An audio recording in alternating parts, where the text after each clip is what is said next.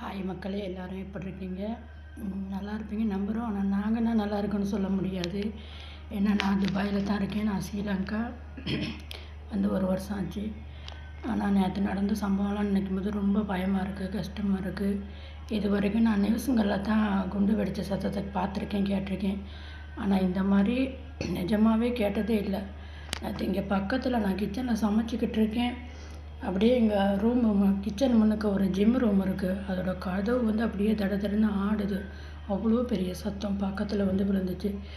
எனக்கு அப்படியே என்னோட ஹார்ட்டே ஒரு நிமிஷம் நின்று போச்சு. அப்போவுமே நான் ஊருக்கு கோல் எடுத்து பசங்கள்கிட்ட பேசினேன். பசங்க அப்பா ரொம்ப மனசு கஷ்டம், அழுதுட்டேன், கத்தி உண்மையிலே அழுதுட்டேன். அவ்வளோ மனசு கஷ்டம். ஒரு வேறு பயம் வேறு. நம்ம நாட்டில் இருந்து எது நடந்தாலும் நமக்கு பரவாயில்ல, பசங்களுக்கு வீட்டில் உங்களுக்கு தெரியும். ஆனால் அந்நிய நாட்டில் வந்து ஏதாவது நடந்தால் ரொம்ப கவலைப்படுவாங்க. எனக்கு எப்போதுமே எனக்கு என்ன நடந்தாலும் நான் கவலைப்பட மாட்டேன். என்னை நம்பி இருக்க குடும்பம் அது ரொம்ப கஷ்டம். அவங்கள நினச்சி தான் ரொம்ப பயமாக இருக்குது.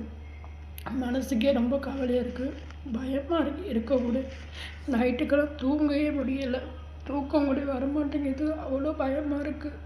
என்ன நடக்க போகுதுன்னே தெரியலை. ரொம்ப கஷ்டமாக இருக்குது. என்ன சொல்கிறது, என்ன செய்கிறதுன்னு ஒன்றுமே புரிய மாட்டேங்குது. ஆனால் இந்த அரபிக்காரவங்களுக்கு வந்து அவங்க சாப்பிட்றத பற்றியும் சமைக்கிறத பற்றியும் தான் பேசுகிறாங்க. நம்ம சொன்னால் சொல்கிறாங்க, விழுந்தால் எல்லோரும் தானே போவோம், கடவுள் கையில் தான் இருக்குன்னு. அது சரி தான், கடவுள் கையில் தான் இருக்குது. இருந்தாலும் நமக்கு மனசு கஷ்டமாக இருக்கே. அவங்க வந்து குடும்பத்தோடு இருக்காங்க, அவங்களுக்கு எந்த பிரச்சனையும் இல்லை. ஏன்னா போனால் குடும்பத்தோடு போயிடுவாங்க.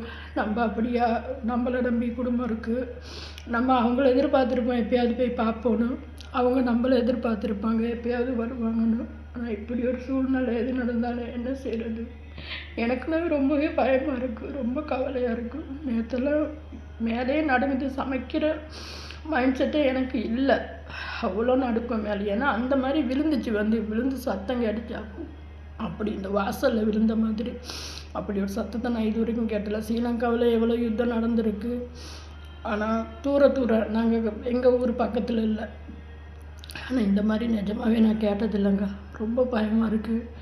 என்ன செய்ய போகிறேன்னு தான் தெரியலை. ரொம்ப கஷ்டமாக இருக்குது மனசுக்கு. அந்நிய நாட்டு மக்களை போக சொல்லி அனுப்பிட்டா கூட பரவாயில்ல, அதுவும் பண்ண மாட்டாங்களா என்னவான்னு தெரியலை. என்ன நடக்க போகுதுன்னே ஒன்றும் புரியலை. ரொம்பவே பயமாக இருக்குது. ஏதோ கடவுளை வேண்டிக்கிறத தவிர வேறு எதுவும் இல்லைங்க. கடவுள் மனசு வச்சா மட்டும்தான் காப்பாற்ற முடியும். எதுவுமேனா நம்ம கையில் எதுவும் இல்லை. ரொம்ப பயமாக இருக்குது, மனசு கஷ்டமாக இருக்குது. என்ன நடக்க